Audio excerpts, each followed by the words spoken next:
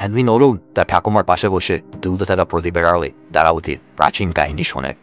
বর্তমানে প্রাপ্তবয়স্ক অরুণ একটি খননস্থলে নদীর বাঁকে অজানা লিপিতে লেখা একটি সিরামাইট টাইলস পরীক্ষা করে। সে ব্যাংককের একটি বিশ্ববিদ্যালয় তার আবিষ্কার স্থাপনা করে, যাকে বলা হয় এটা কেবল লোককথা, ইতিহাস না।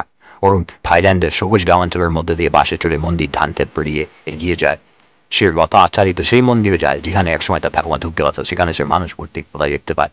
একটি ব্যাগের সরঞ্জাম নিয়ে অরুণ রওনা হয় উজানের পথে, যেখানে খুব কম মানুষই পা রাখে। তা পোকামাকড় আর দিগ্ভ্রান্তির সঙ্গে লড়াই করে সে মাথার ওপরে বজ্র গর্জন। সে একটা দরজা দিয়ে প্রবেশ করে, যার প্রহরায় রয়েছে হস্তি মুখযুক্ত দুটি মূর্তি। অরুণ গেট খুলে ঢুকিয়ে পড়ে লতা পাতা মুড়ে ফেলা এক বিস্মিত শহরে ধ্বংসাবশেষে। সে নীরবে মন্দিরগুলোর ভেতর দিয়ে হাঁটে, দেওয়ালের ছবি ও স্থাপত্য বিস্মিত হয়, যেন ছুঁয়ে যায়। সব মূর্তির চোখ বন্ধ, হাতে তালু খোলা। সেও ওখানে বসে যেন কোনো চিরন্তন শব্দ শুনতে পায়। দুঃখ ভরা মানব সদৃশ্য চোখ পড়া পাখি তাকে যেন অস্থির করে তোলে। জঙ্গল থেকে উঠে আসা এক বিশাল স্তরবদ্ধ মন্দির তার মেঘ যেন ছুঁয়ে যায়। মন্দিরের ভেতরে অরুণ শুনতে পায় এক দুরালত ছন্দময় ঘণ্টার ধ্বনি। মধ্যবর্তী কক্ষে সে আবিষ্কার করে একটি রহস্যময় জায়গা, যার পাশে খোদাই করা আছে জাগরণ মানে বিদায়।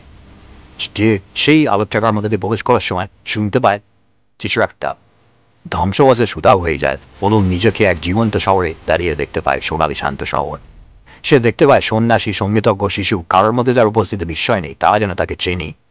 একজন সবুজ জাপ পোশাক পরা নারী এগিয়ে এসে বলে, তুমি মনে রেখেছ, তাই তুমি আবার এখানে। অরুণ মনে ঝলকে উড়ে ওঠে তার জীবন। তিনি একসময় এখানেই বাস করতেন, তিনি ছিলেন এক সন্ন্যাসের সুতা। সে দেখে শহরটি চলে, কোনো শাসক নেই, সেনাবাহিনী নেই, শুধু শান্তি আর ভাগ করা স্মৃতি।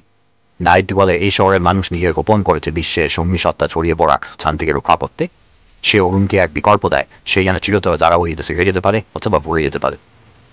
অরুণ জয়গড়ের রাস্তা ধরে হাঁটে, শান্ত, সৌন্দর্য আর পরিচিতির মহে আকৃষ্ট সে।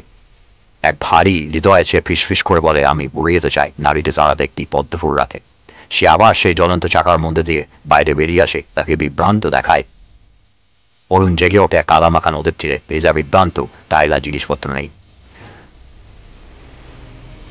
সে নিজের গ্রামে ফিরে চোখ বন্ধ করে মৃদু এসে ফিসফিস করে বলে, তারাবতী ধ্বংস হয়নি।